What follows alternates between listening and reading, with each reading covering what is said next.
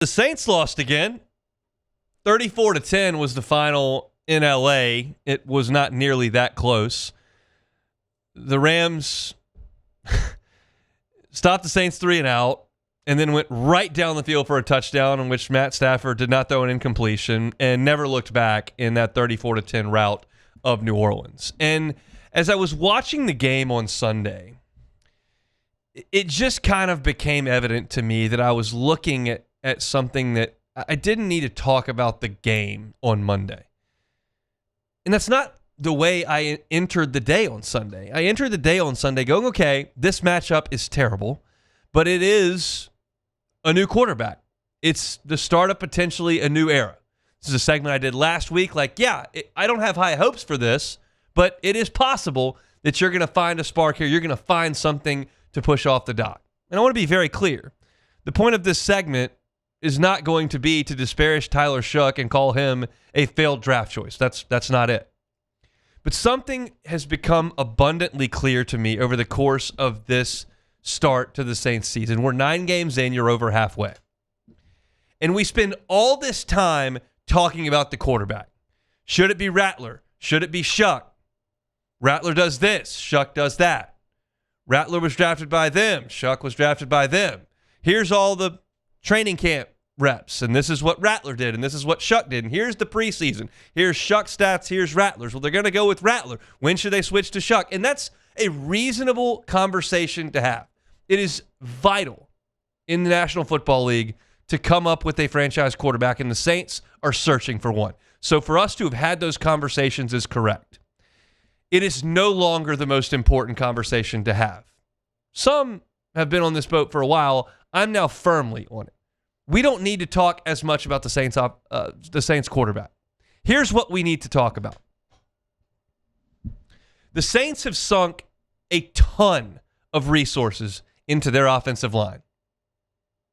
Eric McCoy, second-round pick. Cesar Ruiz, first-round pick. Trevor Penning, first-round pick.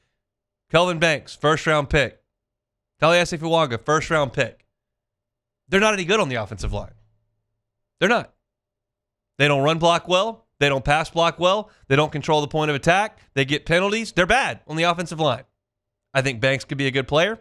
I think Fuaga could be a good player. McCoy doesn't stay healthy. The two guards are not any good. They're not good on the offensive line.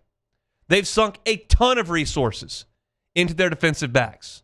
Alontae Taylor doesn't cover very well. Kool-Aid McKinstry, year 2, doesn't cover very well. At safety, you went and signed Jordan Reed. I don't see a lot of impact there. You got Jonas Sanker out there, makes some plays, other times misses tackles. But Matt Stafford picked that group apart yesterday like they weren't even there. Like they weren't even there. Those first 2 drives, he didn't throw an incompletion. That's the part of your team that's supposed to be good. You've sunk all those resources into it. It's not good. Brian Brzee, first-round pick, can't stop the run at all. None.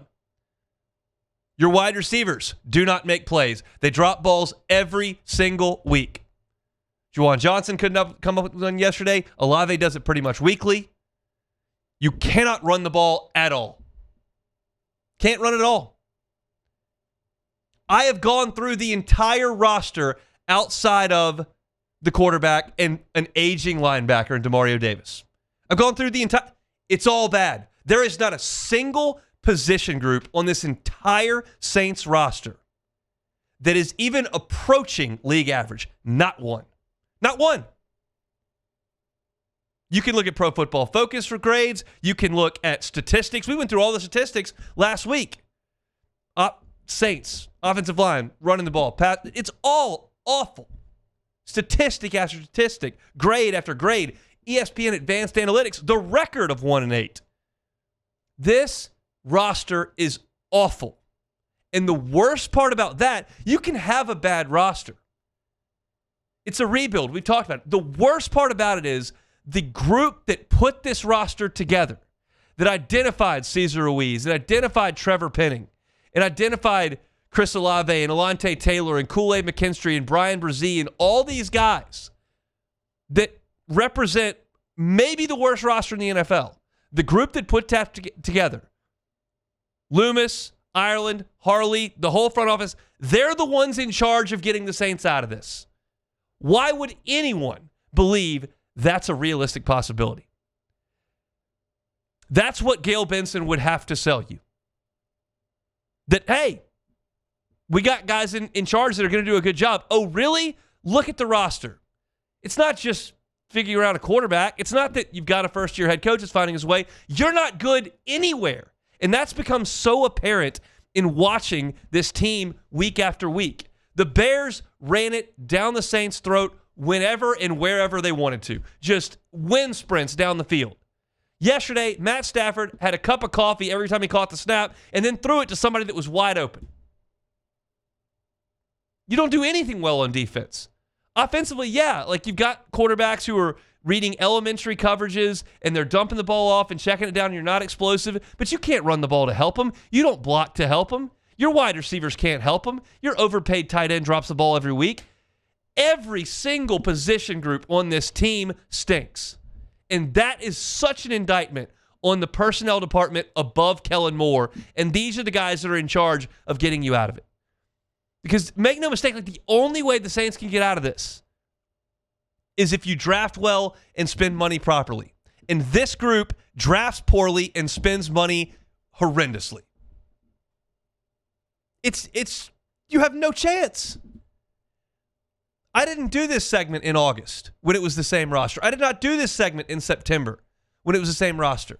I didn't do it in October. But now you're starting to get to the second half of the season. This is where Kool-Aid McKinstry is supposed to be making plays. He's getting gashed. This is where Alontae Taylor is supposed to be growing up. He's not. This is where you're supposed to see Talaiasi Fuanga and Kelvin Banks assert themselves. They have some good reps. I'm not calling them complete failures at this point in their career, but I'm concerned. You spent money on Juwan Johnson and Alvin Kamara. They're not helping much. And I don't think it's Alvin's fault. They don't block. But is that a good investment? You've got these old heads in Cam Jordan and Demario Davis.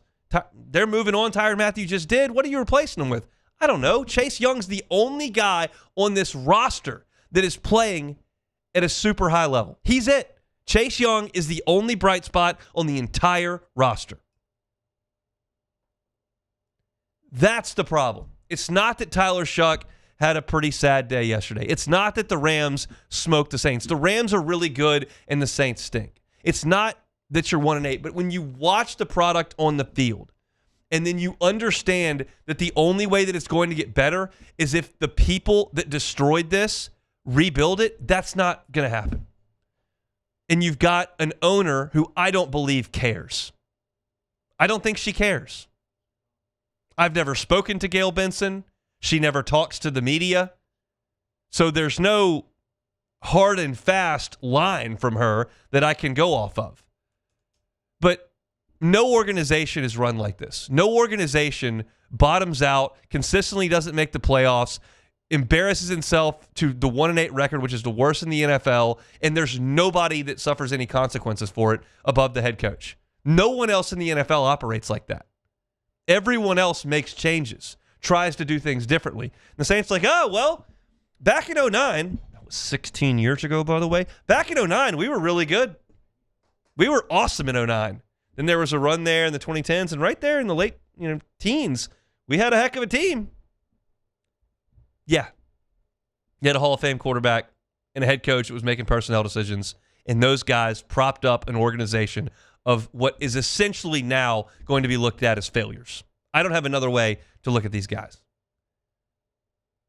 Because if you could have a rookie quarterback that was really struggling or a second-year quarterback that was turning the ball over like Rattler was the last couple of weeks, but if you were getting after it up front, if you had one of the best run defenses in the NFL, or if you had a couple of guys on the corners that were really locked down, or you had an all-pro left tackle, there was something to cling to here.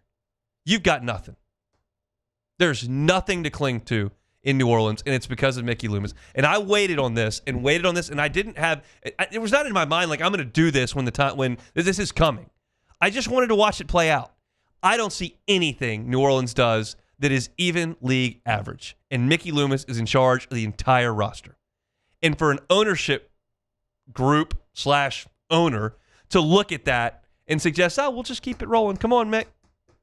It's just ridiculous. It's utterly ridiculous. It's unfair to the people of this state. It's unfair to the people of New Orleans, and I feel for you badly.